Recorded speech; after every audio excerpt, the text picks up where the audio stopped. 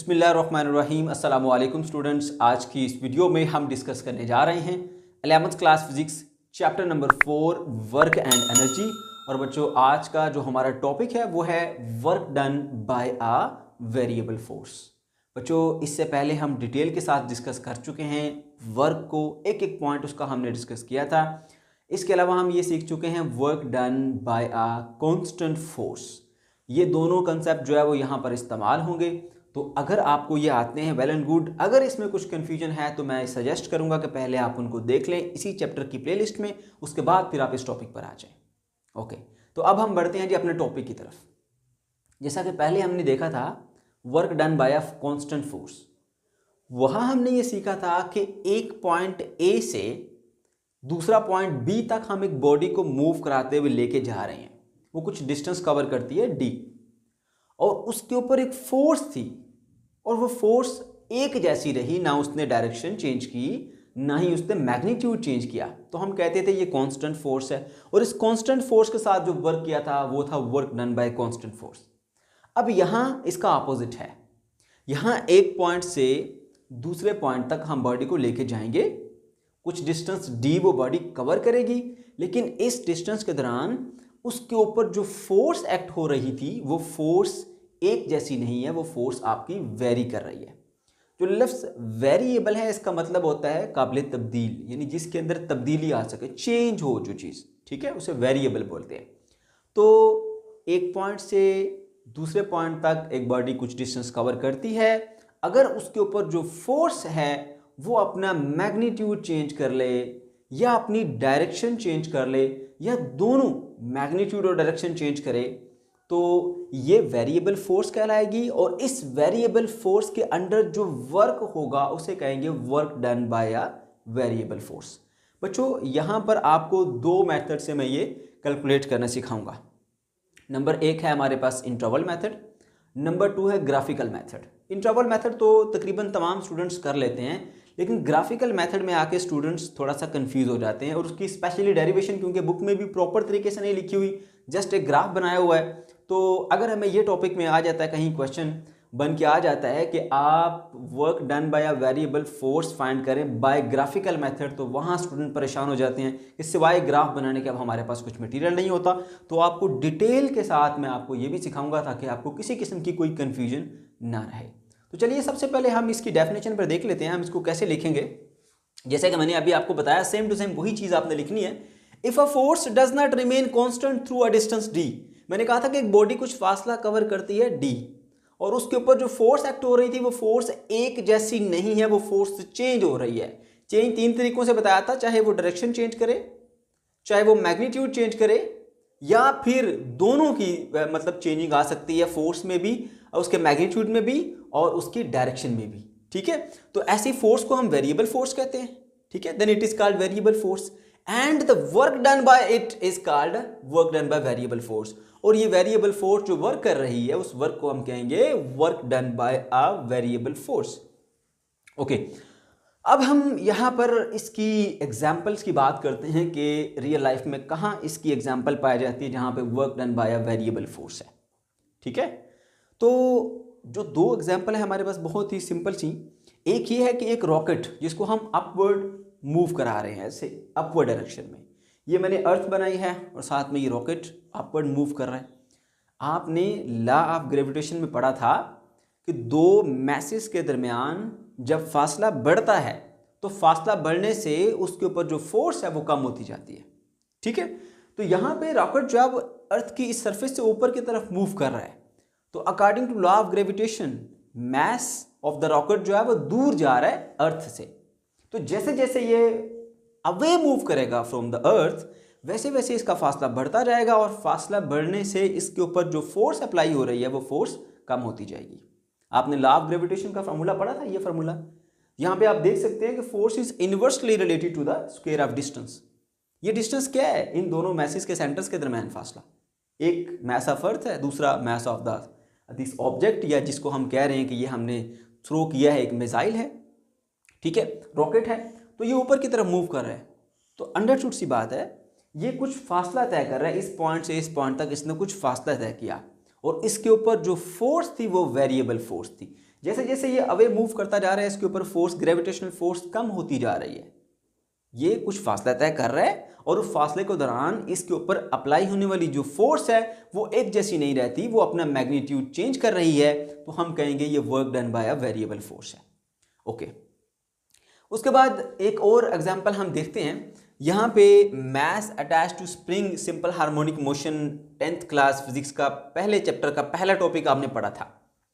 वहां पर आपने ये देखा था कि एक जो स्प्रिंग है उसके साथ एक मास अटैच्ड है, वो हॉरिजॉन्टल सरफेस पे पड़ा हुआ है। ठीक है, इस स्प्रिंग के अंदर जो रिस्टोरिंग फोर्स आ जाती है वो फोर्स वेरिएबल फोर्स होती है।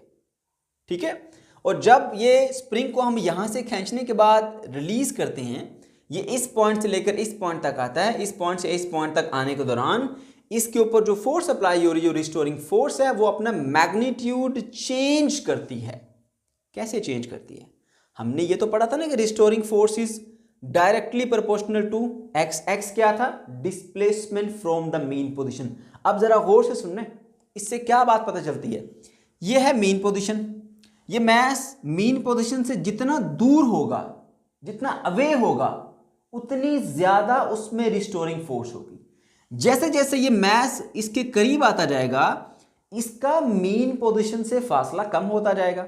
और हम जानते हैं कि जब बॉडी का मीन पोजीशन से फासला कम होगा, इस बॉडी का ये जो साथ में अटैच है स्प्रिंग के, तो इसके अंदर जो रिस्टोरिंग फोर्स है स्प्रिंग के अंदर वो कम होती जाएगी। तो इसके ऊपर जो फोर्स एक्ट होती जा रही है वो ऐसा ऐसा कम होती जा रही है, कम होती जा रही है। ठीक है, यहां पर फोर्स मैक्सिमम होती है, यहां पर फोर्स आकर जीरो हो जाती है। रिस्टोरिंग फोर्स की बात कर रहा हूं मैं। ठीक है, तो बच्चों देखो, अब ये इस पॉइंट से जैसे ही हम इसको रिलीज करते हैं, ये इधर से इधर तक आता है, कुछ फासला तय करता है, और यहां इस पॉइंट से लेकर इस पॉइंट तक आने तक इसके ऊपर जो फोर्स है वो कांस्टेंट नहीं है, वो फोर्स अपना मैग्नीट्यूड चेंज करती है। तो क्या मतलब, किस तरह सीखेंगे हम? यहां पर ये देखें, वर्क हुआ वेरिएबल फोर्स के अंडर। कैसे? बॉडी ने इस पॉइंट से इस पॉइंट तक फासला किया कवर, और इसके ऊपर जो फोर्स एक्ट हो रही थी वो कंटिन्यूसली वेरी कर रही थी। कैसे? ये फोर्स, रिस्टोरिंग फोर्स, प्रोपोर्शनल होती है displacement from the mean position. ये मीन पोजीशन है, ये बॉडी जैसे जैसे मीन पोजीशन से करीब आती जा रही है, ठीक है, इसका फासला मीन पोजीशन से कम होता जा रहा है, तो फोर्स भी कम होती जाएगी। यहां पर मैक्सिमम डिस्प्लेसमेंट है फ्रॉम द मीन पोजीशन, इस पॉइंट के ऊपर मैक्सिमम फोर्स होगी। यहां मीन पोजीशन के वो ऊपर आ जाती है, ठीक है, तो मीन पोजीशन के ऊपर आते हुए क्या होगा? अब उसका डिस्प्लेसमेंट कुछ भी नहीं है, एक्स जीरो है, तो इस सूरत में यहां पर फोर्स भी जीरो होगी। तो अब आपको क्लियर हो जाना चाहिए कि ये हमारे पास सेकंड एग्जांपल है जिसमें ये मैस इस पॉइंट से इस पॉइंट तक आता है, कुछ फासला एक्स कवर करता है, और इसके दौरान इसके ऊपर फोर्स एक जैसी नहीं थी, फोर्स वेरी करती रही। जैसे जैसे इस पॉइंट से इधर मूव करती रही है बॉडी, वैसे वैसे फोर्स का मैग्नीट्यूड कम होता रहा। ठीक है बच्चों, तो ये दो एग्जाम्पल जो हैं वो हम यहाँ पे लिख सकते हैं। अच्छा जी, अब हमने work done bye a variable force को कैलकुलेट करने का तरीका सीखना है। पहला तरीका था जी हमारे पास, वो था by interval method. Second method जो है वो हमारे पास बाय ग्राफिकल मेथड। ठीक है, तो इंटरवल मेथड से स्टार्ट करेंगे बच्चों। पहले आपको मैं एक सिंपल सी, आसान सी एक एग्जांपल बताता हूं जिससे आपको ये टॉपिक समझने में आसानी होगी। पहले मैं आपको ये बता दूं कि यहाँ पर हमारे पास दो पॉइंट हैं, एक पॉइंट ए है और दूसरा पॉइंट बी है। एक बॉडी पॉइंट ए से पॉइंट बी तक ट्रैवल करती हुई जाती है, उसको मूव कराते हैं हम, और उसके ऊपर जो फोर्स एक्ट हो रही है वो फोर्स कांस्टेंट नहीं है, वो फोर्स वेरी कर रही है, वो फोर्स तब्दील हो रही है, वो डायरेक्शन भी चेंज कर सकती है, वो मैग्नीट्यूड भी चेंज कर सकती है, दोनों चेंजिंग आ सकते हैं। ठीक है, तो उस सूरत में हमने वर्क डन कैलकुलेट करना है। ये जो फार्मूला हम यूज करते हैं ना, W is equal to F D cos theta, ये फार्मूला सिर्फ आप उसी वक्त यूज कर सकते हैं जब आपकी फोर्स कांस्टेंट है। अगर आपकी फोर्स कांस्टेंट नहीं है, वेरिएबल फोर्स है, फिर आप ये फार्मूला इस्तेमाल नहीं कर सकते। तो फिर हम क्या करें, हम किस तरह से वर्क को कैलकुलेट करें? हम ये करते हैं कि एक पॉइंट से दूसरे पॉइंट तक जाते हुए इस बॉडी ने जो फासला तय किया उसको छोटे छोटे पैचेस में डिवाइड कर लेंगे, इस तरह से कि एक पैच के अलोंग फोर्स कांस्टेंट हो जाए। ठीक है, इतने छोटे छोटे पैचेस में हम इसको डिवाइड कर लेंगे कि एक पैच के अलोंग फोर्स कांस्टेंट हो जाए। जब फोर्स कांस्टेंट हो जाएगी ना तो फिर हम उस पैच के अलोंग वर्क कैलकुलेट कर लेंगे। ठीक है, फॉर एग्जांपल ये एक पॉइंट ए है, ये एक पॉइंट बी है, ये एक रोड है जो इस तरह से है, पहले यूं होती है, फिर इसके ऊपर यूं चढ़ाई आ जाती है, फिर ये स्ट्रेट हो जाती है, फिर इसमें चढ़ाई आ जाती है। ये ऐसी एक रोड है, आपके पास एक साइकिल है और आपने ए पॉइंट से बी पॉइंट तक जाना है। ये आपने फासला तय किया, ठीक है, और आपने जो फोर्स लगाई वो आपकी फोर्स वेरिएबल है। किस तरह मैं समझाता हूं, देखिए ये एक जैसी सरफेस है, स्मूथ है, आपको ज्यादा फोर्स नहीं लगाना पड़ी। एक जैसी फोर्स के साथ आप पॉइंट, इस पॉइंट से लेकर इस पॉइंट तक ट्रेवल करके आगे आपने फासला तय किया डेल्टा डी एक्स वन, ठीक है, और ये इस पाथ के दौरान जो है वो आपको फोर्स तकरीबन कांस्टेंट रही। लेकिन जब आप इस पॉइंट से इस पॉइंट तक जाएंगे, आगे चढ़ाई है, अब आपको फोर्स बहुत ज्यादा लगानी पड़ेगी, तब जाके आप इस चढ़ाई को चढ़ पाएंगे। तो देखिए यहां पर फोर्स आपकी कम थी, जब इसने इतने पाथ को आपने कवर किया तो यहां आपकी फोर्स बहुत ज्यादा हो गई, फोर्स में चेंज आ गया ना, फोर्स वेरिएबल हो गई। उसके बाद फिर आपके पास सीधा रास्ता आ गया, फिर आपको कम फोर्स लगाना पड़ेगी, तो यहां से इस पाथ के दौरान आपकी फोर्स फिर कम होगी, यानी फोर्स तब्दील हो गई।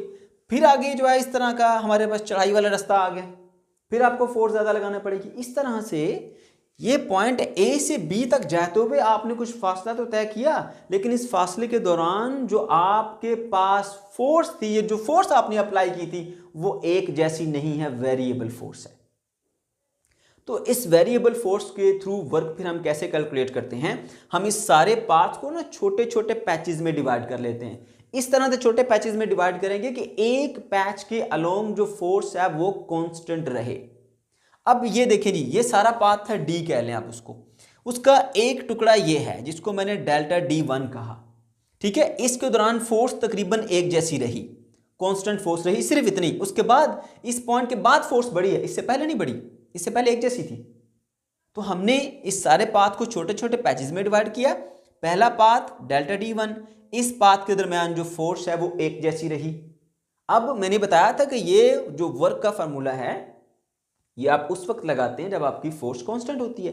अब सारी फोर्स तो कांस्टेंट नहीं है, लेकिन इतने से टुकड़े के अंदर ये फोर्स एक जैसी रही, कांस्टेंट रही, तो मैं इतने से टुकड़े में पहले वर्क कैलकुलेट करके रख लूंगा। फिर इस पॉइंट से लेकर इस पॉइंट तक जाते हुए मुझे फोर्स ज्यादा लगाना पड़ी, ठीक है, और एक जैसी फोर्स, तकरीबन एक जैसी फोर्स मुझे लगाना पड़ी यहां से यहां तक जाने में। अब फोर्स भले ही इससे ज्यादा लगाना पड़ी मुझे, लेकिन इस पाथ के दौरान जो मैंने डेल्टा डी टू पाथ लिखा है, इस पाथ के दौरान मुझे फोर्स एक जैसी लगाना पड़ी, एक जैसी फोर्स रही तकरीबन, उस फोर्स का नाम रखा मैंने F2। तो इस पाथ के दरमियान फोर्स कांस्टेंट रही, एक जैसी रही, तो मैं यहां पर भी वर्क कैलकुलेट कर लूंगा। फिर आगे फिर फोर्स चेंज होगी, लेकिन इस पॉइंट से लेकर इस पॉइंट तक फोर्स मेरी सेम रही, क्योंकि फासला अब जो है, जो रास्ता है वो स्मूथ हो चुका है। तो फिर यहां पर फोर्स इतने रास्ते में कांस्टेंट है, तो इतनी फोर्स और इतने फासले को मैंने इसकी हेल्प से वर्क कैलकुलेट कर लूंगा। तो इस तरह से मुख्तलिफ पैचेस में डिवाइड कर लिया मैंने डिस्टेंस को, और एक पैच के अलोंग जो फोर्स थी वो कांस्टेंट रही, ठीक है, और इन सब वर्क को मैं ऐड करके टोटल वर्क निकाल लूंगा, ठीक है। तो चलिए जी, अब मैंने आपको थोड़ा सा इसका ओवरव्यू दे दिया, अब हम बाकायदा तौर पे इसको जो है वो किस तरह से लिखेंगे पेपर में, मैं आपको वापिस साथ साथ बताता हूँ। सबसे पहले आप हेडिंग देंगे जी इंटरवल मेथड में, ये है जी हमारा इंटरवल मेथड। इंटरवल मेथड में आप ये बताएंगे कि एक बॉडी है जो पॉइंट ए से पॉइंट बी तक मूव करती है, कुछ फासला तय करती है, वो फासला कितना है जी, डी के बराबर, और उस दौरान जो फोर्स थी वो आपकी वेरी कर रही थी, फोर्स एक जैसी नहीं थी। तो आप इस फॉर्मूले को यूज नहीं कर सकते वर्क कैलकुलेट करने के लिए, लिहाजा हमने क्या किया, उस सारे के सारे डिस्टेंस को छोटे छोटे पैचेस के अंदर आपने डिवाइड कर दिया कि ये सारा डिस्टेंस डी जो है वो बराबर है delta D one plus delta D two plus delta D three. इस तरह छोटे छोटे पैचेस में आपने इसको डिवाइड कर दिया, ठीक है। तो हमने सारे को डिवाइड कर दिया छोटे छोटे पैचेस के अंदर। इस तरह से डिवाइड करेंगे कि एक पैच के अलोंग फोर्स कांस्टेंट रही, और इन पैचेस के दरमियान जो फोर्स, इनके अलोंग जो फोर्स लगी, इसके अलोंग लगने वाली फोर्स का नाम रखा हमने F1, इसके दौरान फोर्स लगने वाली फोर्स का नाम रखा F2, इसके दौरान लगने वाली फोर्स का नाम रखा F3। हर पैच के अलोंग अलग अलग जो फोर्स लगती रही, ठीक है, उसके हमने अलग अलग नाम रखे, F1, F2, F3। ये पहले पैच में अप्लाई हुई, ये दूसरे पैच में, ये तीसरे पैच में। इस तरह से छोटे छोटे पैचेस में जो फोर्स अप्लाई होती रही उसको साथ में हमने लिखते गए, ठीक है। ओके, तो आपने क्या किया, सारे पाथ को छोटे छोटे पैचेस में डिवाइड कर दिया और उन पैचेस के अलोंग जो फोर्स होगी F1, F2, F3, Fn तक जितने भी पैचेस हैं आपने उस फोर्स को भी साथ में मेंशन कर दिया। अब हमने ये बात याद रखनी है, ये इस तरह से हमने पैचेस बनाए हैं कि एक पैच के अलोंग फोर्स कांस्टेंट है, फोर्स चेंज नहीं हो रही, क्योंकि जब तक फोर्स कांस्टेंट नहीं होगी हम इस फार्मूले को यूज करते हुए वर्क कैलकुलेट नहीं कर पाएंगे। ठीक हो गया। तो अब ये फोर्स कुछ एंगल भी बना रही होगी, एंगल भी चेंज हो सकता है। इसका एंगल को θ1 कहेंगे, इसके एंगल को θ2, इसके एंगल को θ3 कहेंगे। तो जैसा मैंने आपको बताया था कि हमने छोटे छोटे पैचेस में डिवाइड करने के बाद हर पैच में अलग अलग से वर्क कैलकुलेट करना है। जब हर पैच का अलग से वर्क आ जाएगा, उन सब पैचेस के वर्क को ऐड करेंगे तो टोटल वर्क मिल जाएगा हमें। बस इतना सा काम करना है हमने। ठीक है, ओके जी। तो हमारे पास जो फाइनल इक्वेशन है वो क्या होगी कि टोटल वर्क जो हमने कैलकुलेट करना है वो delta W1 plus delta W2 plus delta W3, हर एक पैच के लोग जो वर्क हुआ ना, ठीक है, उसको ऐड करते करते आखिर तक जितने भी पैचेस हैं WN तक पैचेस हैं। ठीक है, तो WN वर्क वो है जो ही लास्ट आपका पैच है डेल्टा DN के लोग, जो फोर्स लगी वो FN, जो डिस्प्लेसमेंट कवर हुआ डिस्टेंस वो कितना डेल्टा DN, और यहाँ पर जो वर्क है वो जी डेल्टा WN आ गया। ठीक है, तो सारा वर्क आपने कैलकुलेट कर लेना है।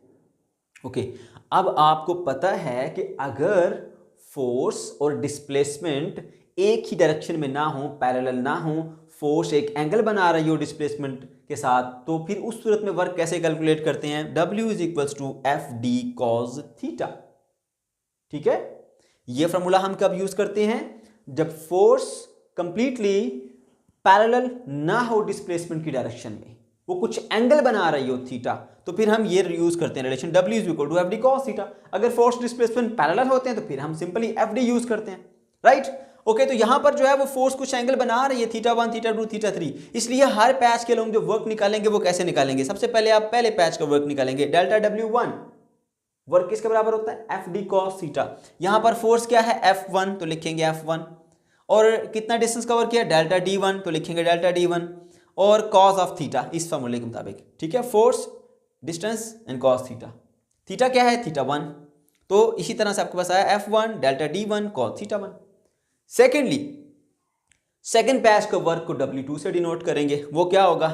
F2 delta D2 cos θ2। ठीक है, इसी फॉर्मूले के मुताबिक, राइट। थर्ड जो है वो पैच हमारे पास, वहां पर जो वर्क होगा W3, उसको हमने लिखा F3 डेल्टा D3 cos θ3। चलते चलते हमारा आखिरी पैच वो कौन सा है? N नंबर वाला पैच। ठीक है, तो वहां पर क्या होगा? WN is equal to FN delta DN cos θN। तो ये आपने हर पैच के अलोंग अलग अलग से वर्क जो है वो कैलकुलेट कर लिया। ओके जी, अब आपने क्या करना है? ये सारा वर्क जो है वो इस फाइनल इक्वेशन नंबर 1 के अंदर आपने पुट कर देना है। तो देखें, यहाँ W1, W2, W3 इन सब की वैल्यूज में पुट करूंगा। W इज इक्वल टू ये W1 की value F1 delta D1 cos θ1, ये W2 की वैल्यू, W3 की वैल्यू, चलते चलते लास्ट में WN की वैल्यू। ठीक है, अब इन सब को हमने ऐड करना है। ऐड करने के लिए हम समेशन का फार्मूला इस्तेमाल करेंगे, सिग्मा। देखिए जी, टोटल जो वर्क होगा वो आपके पास किसके बराबर होगा? Sum of all these work. Summation का साइन लगा दिया। अब इधर देखिए कैसे हम समेशन में लिखते हैं। ये F1 है, ये F2 है, फिर F3 होगा, F4 होगा, चलते चलते FN। तो F के साथ हमने जनरल एक टर्म यूज कर दी I। ठीक है, फिर delta D1, delta D2, delta D3 सब के अंदर ये चलती जा रही है, कॉमन टर्म है। जो 1, 2, 3, 4 वेरी हो रहा है उसकी जगह पर हमने एक टर्म I यूज कर ले, DI। फिर cos θ1, cos θ2, cos θ3, चलते चलते cos θN, तो हमने एक जनरल टर्म यूज कर ली cos θI। ठीक है, तो इस तरह से हम फार्मूला लिख लेते हैं। अब हमने ये बताना है जी कितनी टर्म्स का सम है, पहली टर्म से लेकर आखिरी टर्म तक। पहली टर्म कौन सी है आपकी? 1 वाली। ठीक है, आखिरी कौन सी है आपकी? N वाली। तो I इज इक्वल टू 1 से लेकर N तक चलेगा ये। ठीक है, इनिशियल वैल्यू इसकी 1 है और ये कहां तक चलेगा? N नंबर तक चलेगा। तो ये तमाम टर्म 1 से लेकर N तक है, इन सब टर्म का सम आ जाएगा आपके पास। ओके, तो इस तरह से जो है वो आप वर्क कैलकुलेट कर लेते हैं। अच्छा, अब ये जो वर्क आप कैलकुलेट करते हैं इसके अंदर एरर का चांस होता है। ठीक है, एरर क्यों आता है? ये जो आपका डेल्टा D है ना, ये जो आपने पैचेस, छोटे छोटे पैचेस में डिवाइड किया है इसको, अगर इस पैच की लेंथ ज्यादा होगी ना, तो इस पैच की लेंथ ज्यादा होने से वर्क कैलकुलेट करने में एरर आ सकता है। तो उस एरर को मिनिमाइज करने के लिए हम लिमिट अप्लाई कर देते हैं, डेल्टा D अप्रोच टू 0। ये क्या बताता है? डेल्टा डी है वो हमारे पास पैच जिसकी लेंथ की बात कर रहे हैं हम, ठीक है, length of a patch, okay, उसको हम कम से कम कर देंगे। जितना पैच छोटे से छोटा रखेंगे उतना एरर कम आएगा। तो यहां पर कहा जा रहा है कि delta D approaches to zero. आपने डेल्टा डी को इतना छोटा कर दिया कि वो जीरो को अप्रोच कर रहा है, जीरो के इक्वल नहीं है मगर जीरो को अप्रोच कर रहे हैं, बहुत छोटा कर दिया आपने। तो इस सूरत में जो आपके पास एरर आएगा वो एरर बहुत ही कम आएगा। तो बच्चों, आपने work done bye a variable force एक इंटरवल मेथड के जरिए सीख लिया, ठीक है। मैं जल्दी से इसको रिवाइज करता हूं। आपने करना क्या है, अपने माइंड में ये बात बिठा के रखें कि कोई मुश्किल बात नहीं है। इसमें क्या करना है, एक पॉइंट से दूसरे पॉइंट तक बॉडी ट्रेवल करके जाती है, कुछ डिस्टेंस कवर करती है डी। इस दौरान फोर्स कांस्टेंट नहीं है, तो फिर आप वर्क कैसे कैलकुलेट करते हैं? आप उस डिस्टेंस को छोटे छोटे पैचेस में इस तरह डिवाइड करते हैं कि एक पैच के अलोंग फोर्स अप्रोक्सीमेटली कांस्टेंट हो जाती है। फिर आप क्या करते हैं, हर पैच के अलोंग वर्क को कैलकुलेट करने के बाद टोटल कर लेते हैं, सारे पैचेस का वर्क ऐड कर लेते हैं, तो आपके पास टोटल वर्क आ जाता है, ठीक है। वो टोटल वर्क आपका work done by the variable force होगा। ठीक हो गया। ये तो बहुत ही सिंपल और एक आसान मेथड से हमने सीख लिया। इसके अलावा मैंने आपको ये भी बता दिया कि रियल लाइफ में कोई ऐसी एग्जांपल है आपके पास, तो मैंने आपको ये दो एग्जांपल बता दी। एक मैस अटैच टू स्प्रिंग में जो मैस मूव करता है जिसके अंदर स्टोरिंग फोर्स भरी हुई है, वो एक पॉइंट से दूसरे पॉइंट तक जाता है और उसने जो फासला तय किया वो अंडर द वेरिएबल फोर्स तय किया, ठीक है। ये एक मिसाइल है, एक रॉकेट है जो कि ऊपर की तरफ मूव कर रहा है, वो अर्थ के सेंटर से दूर जाता जा रहा है, तो उसके ऊपर जो ग्रेविटेशनल फोर्स है वो कंटिन्यूसली कम होती जा रही है, ठीक है। तो ये भी कुछ डिस्प्लेसमेंट कवर कर रहा है, इसके ऊपर फोर्स एक जैसी नहीं है, तो ये भी हम कहेंगे work done bye a variable force है, ठीक है। ओके जी, अब हम आते हैं जी हमारा जो सेकंड मेथड है ग्राफिकल मेथड। बच्चों बहुत ही आसान और सिंपल है, सिर्फ आपका इंटरेस्ट चाहिए। देखिए हमने जब पढ़ा था work done bye a constant force, तो वहां पर हमने ग्राफ बनाया था, ठीक है। अगर आपको याद हो तो कुछ इस तरह का ग्राफ था, फोर्स और डिस्टेंस के दरमियान। एक्स एक्सिस के ऊपर डिस्टेंस लिया था और वर्टिकल एक्सिस के ऊपर यानी वाई एक्सिस के ऊपर हमने फोर्स ली थी। अब इस पॉइंट से इस पॉइंट तक जो फासला कवर हुआ था, जो फासला तय हुआ था, उसको हमने डी कहा था, और इस डी फासले के दौरान फोर्स तब्दील नहीं हुई थी, एक जैसी थी, इसलिए आपको ये स्ट्रेट लाइन मिली, ठीक है। इस पूरे फासले के दौरान फोर्स चेंज नहीं हुई थी। तो हमने ये देखा था कि अगर आपने वर्क फाइंड करना है तो एरिया अंडर द ग्राफ आपको वर्क दे देगा।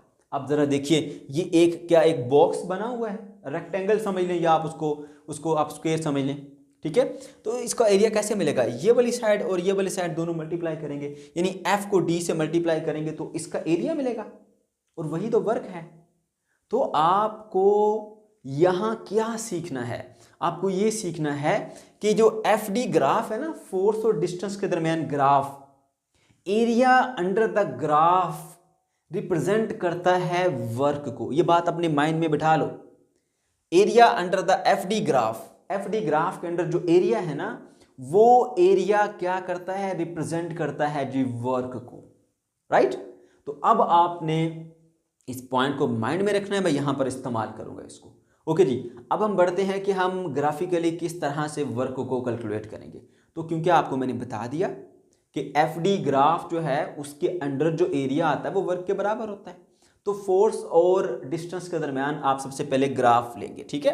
ये डिस्टेंस है ए पॉइंट से बी पॉइंट तक, और इसके दौरान जो फोर्स है वो वेरी करती रही। मान लीजिए पहले फोर्स ज़्यादा थी, फिर ग्रेजुअली फोर्स कम होती गई यहाँ तक आए। अब इसके अंडर ग्राफ जो है, ये हमारा ग्राफ है, इसके अंडर एरिया कौन सा बनता है, ये एरिया। अब ये आ गया हमारे पास एरिया, ये एरिया जो है वो वर्क के बराबर है, मगर इस एरिया को कैलकुलेट कैसे किया जाए। ये कोई रेक्टेंगल नहीं है जिसका हमारे पास फार्मूला होता है जिसका एरिया फाइंड कर सकें, ये कोई स्क्वायर नहीं है जिससे हम फार्मूला लगा के उसका एरिया फाइंड कर सकें, ये कोई सर्कल नहीं है, ये कोई एलिप नहीं है, ये कोई पैराबोला नहीं है, कोई ऐसी प्रॉपर शेप नहीं है ये कि जिसकी हेल्प से, जिसका फार्मूला लगा के हम इसको फाइंड कर सकें। तो फिर किस तरह से इसके एरिया फाइंड किया जाए, ये प्रॉब्लम है। तो हम क्या करते हैं, इसको छोटे छोटे रेक्टेंगल्स में डिवाइड कर देते हैं, ठीक है। हमने क्या किया, ये जो यहां से लेकर यहां तक टोटल डिस्टेंस डी था ना, उसको छोटे छोटे पैचेस में डिवाइड करते जैसे यहाँ करते थे, वैसे इस सारे एरिया को ना छोटी छोटी रेक्टेंगल्स बना के डिवाइड कर दें। ठीक है, यहाँ से एक रेक्टेंगल बना दें, इस पॉइंट से एक ऐसे। तो ये देखिए मैंने क्या किया, इसको सारे को ना ऐसे रेक्टेंगल्स की फॉर्म में ड्रा कर लिया। ठीक है, ऐसे इसको सारे एरिया को मैंने ऐसे रेक्टेंगल बना दी। ठीक है, ये हमारे पास पहली हाइट है, यहाँ से रेक्टेंगल सीधी नीचे ले जाए, फिर ये हाइट है, यहाँ से रेक्टेंगल सीधी नीचे ले जाए, फिर ये हाइट यहाँ से रेक्टेंगल बना के नीचे ले जाए, यहाँ से रेक्टेंगल बना के नीचे ले जाए ऐसे। अब ये देखें, ये सारे का सारा area in number of rectangles पर मुश्तमिल है। अगर मैं इन सब रेक्टेंगल्स का एरिया निकाल के प्लस कर लूंगा तो मुझे इसका टोटल एरिया मिल जाएगा, और वही टोटल एरिया वर्क के बराबर है। अब आप बात समझ गए हैं ना। तो देखिए मुझे क्या करना है, इस रेक्टेंगल का एरिया प्लस इस रेक्टेंगल का एरिया प्लस इस रेक्टेंगल का एरिया फिर इस रेक्टेंगल का एरिया, इन सब रेक्टेंगल्स के एरिया निकालने हैं और इन सबको कर देना है ऐड। जब मैं इन सबको ऐड कर दूंगा तो ऐड करने से मुझे मिल जाएगा जी फाइनल वर्क। समझ गए, टोटल एरिया मिलेगा, टोटल एरिया से टोटल वर्क मिल जाएगा मुझे, क्योंकि मैं जानता हूं कि एफडी ग्राफ का जो एरिया होता है, एरिया अंडर द ग्राफ, ठीक है, एफडी ग्राफ के अंडर जो एरिया होता है वही मेरा वर्क होता है। ठीक हो गया, ओके जी। तो इसका रेक्टेंगल का एरिया तो सबको पता है, लेंथ इनटू विड्थ। जो वर्टिकल लेंथ है वो एफ कॉस थीटा है और हर एक में वेरी कर रही है। ये देखिए ये डेल्टा D1 है, आपको मैंने सिखाया था डेल्टा D1 के अलोंग जो फोर्स है वो कितनी है, F1 cos थीटा 1। ये हमारा डिस्टेंस है D2, डेल्टा D2। इसके अलोंग जो फोर्स एक्ट कर रही है वो चेंज है, वो क्या है, F2 cos थीटा 2।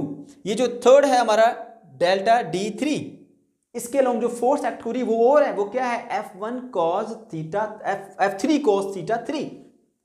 तो यहां पर जो फोर्स लग रही है, ठीक है, वो लेंथ को रिप्रेजेंट कर रही है, इसकी लेंथ फोर्स को रिप्रेजेंट कर रही है। ये देख लीजिए वो कितनी है, F1 cos थीटा 1, इसकी लेंथ F2 cos थीटा 2, इसकी लेंथ F3 cos थीटा 3, इसकी विड्थ डेल्टा D1, इसकी विड्थ डेल्टा D2, इसकी विड्थ डेल्टा D3। अब एरिया निकालने का फार्मूला तो सबको आता है ना, रेक्टेंगल का एरिया कैसे निकालते हैं। इन सब का एरिया निकालिए। सबसे पहले आपने लिखना है जी डेल्टा A1, इसका एरिया जी डेल्टा A1 क्या होगा, लेंथ इंटू विड्थ। लेंथ क्या है, F1 cos थीटा, विड्थ क्या है, डेल्टा D1। तो ये F1 cos theta into delta D1 आ गया। फिर इसका एरिया, ये भी रेक्टेंगल है, लेंथ इंटू विड्थ होगा। लेंथ क्या है, F2 cos theta 2 multiply by width क्या है, डेल्टा D2। ठीक है, ये मल्टीप्लाई करके आपको इसका एरिया मिल गया। फिर जो थर्ड वाली रेक्टेंगल है यहाँ पर इसका निकालेंगे हम एरिया। वो कैसे निकालेंगे जी, हम इसकी लेंथ मल्टीप्लाई बाय विड्थ। इसकी लेंथ क्या है, F3 cos थीटा 3, विड्थ क्या है, डेल्टा D3। चलते चलते आप n वाले की भी निकालेंगे, मैंने यहाँ नहीं लिखी लेकिन आप लिखेंगे। वो क्या होगा, डेल्टा AN आखिरी वाला जो है हमारा, उसमें क्या होगा, Fn cos थीटा n, ये लेंथ हो जाएगी, और विड्थ क्या होगी, डेल्टा DN, मल्टीप्लाई करेंगे। अब जैसे आपने यहां पर इन सब का वर्क कैलकुलेट करने के बाद फाइनल वर्क निकालने के लिए सबको ऐड किया था और फार्मूले के जरिए ऐड किया, तो सेम टू सेम इसी तरह से आप इन सब एरियाज को ऐड करके पहले टोटल एरिया निकालो और वो टोटल एरिया वर्क के बराबर आ जाएगा। ठीक है, तो हमने क्या किया, इन सारे एरियाज को चलते चलते एन तक मैंने कुछ स्किप किए हैं, आपने पूरे लिखने हैं। ठीक है, क्योंकि मेरे पास स्पेस कम है। तो डेल्टा AN तक निकाला, फिर उन सब को हमने लिखा, इस तरह लिखेंगे आप, delta A is equal to delta A1 plus delta A2 plus delta A3 dot dot dot फिर डेल्टा AN तक। फिर उन सब की वैल्यूज पुट करेंगे। ठीक है, 1 by 1 F1 cos theta 1 delta D1 plus F2 cos theta 2 delta D2, चलते चलते आखिर तक Fn cos theta n delta DN ये लिखेंगे आप। ठीक है, और फिर उसका फार्मूला जैसे हमने यहाँ पर फार्मूला लगाया था ये वाला, सेम टू सेम इसी तरह से फार्मूला लगाएंगे टोटल एरिया के लिए। और बच्चों वो जो टोटल एरिया का फार्मूला मैंने यहाँ लिख दिया है, ये टोटल एरिया बराबर होगा टोटल वर्क के। लेकिन यहाँ पर एक मसला है, जब आप रेक्टेंगल्स बनाते हैं ना, देखिए हमारा जो एरिया था ना वो इस ग्राफ से नीचे नीचे था, लेकिन यहाँ पर इससे ऊपर भी कुछ आपको ये हाईलाइटेड एरिया नजर आ रहा होगा। ये है एरर, ये है एक्स्ट्रा वर्क जो हमने उसके अंदर कैलकुलेट कर लिया। ये रेक्टेंगल्स हमारी इस कर्व से बाहर आ रही हैं, इसका भी हल निकालना है हमें। इसका हल निकालने के लिए फिर हम क्या करते हैं, ये हमारा एरर है जो इस वर्क के अंदर आया। तो क्योंकि हमारा एरिया तो सिर्फ अंडर द ग्राफ है, अब ये ग्राफ से बाहर का रीजन भी इसमें ऐड हो गया। उसको मिनिमाइज करने का तरीका क्या है कि आप इनके ये जो स्ट्रिप्स नजर आ रही है ना आपको रेक्टेंगल, इसकी विड्थ कम कर दें, वो विड्थ कम कैसे होगी कि डेल्टा डी की वैल्यू रिड्यूस करते रहो। तो जब मैं डेल्टा डी की वैल्यू बहुत स्मॉलर ऐसे छोटे छोटे पैचेस में डिवाइड कर दूंगा तो ये वाला जो एरर है वो देखिए बहुत कम हो गया। अगर मैं इसको और कम कर दूं तो ये एरर यहां पर और कम हो गई। देखिए अब आपको बहुत थोड़े थोड़े से इसके ये जो है वो एजेस नजर आ रहे होंगे। ठीक है, तो जितनी ज्यादा इसकी विड्थ होगी ना, डेल्टा डी की वैल्यू जितनी ज्यादा होगी उतना ज्यादा इसके अंदर एरर आएगा। ठीक है, और जितनी इसकी वैल्यू आप कम करेंगे डेल्टा डी की उतना इसके अंदर जो एरर है वो कम हो जाएगा। मैंने यहां पर भी आपको ये पॉइंट बताया था कि ये जो delta D approaches to zero हम लिमिट अप्लाई करते हैं, इसका पर्पस क्या है? इसका पर्पस ये है कि आप जो वर्क कैलकुलेट कर रहे हो छोटे छोटे पैचेस में डिवाइड करके, उसमें पैच की वैल्यू इतनी स्मॉलर रखो कि वो अप्रोच करे जीरो को। उससे आपका वर्क एक्यूरेट मिलेगा, आपकी एरर जो है वो कम से कम होगी। ठीक है, तो इस तरह जब हमने इसको छोटे छोटे से स्ट्रिप्स के अंदर चेंज कर दिया तो आपने देखा कि अब जो हमारी रेक्टेंगल है वो इस एरिया से ज्यादा बाहर नहीं आ रही, बिल्कुल माइनर सा चेंज आ रहा है। देखें, और उसको हम फर्दर रिड्यूस कर सकते हैं अगर हम इसकी जो डेल्टा डी की वैल्यू है वो हम और छोटी करते जाएं। ठीक है बच्चों, तो उम्मीद करता हूं कि ये आपको समझ आ गया होगा। ठीक है, फिर भी अगर आपको कोई कंफ्यूजन है या कोई प्रॉब्लम है तो कमेंट सेक्शन के अंदर आप जरूर पूछ सकते हैं।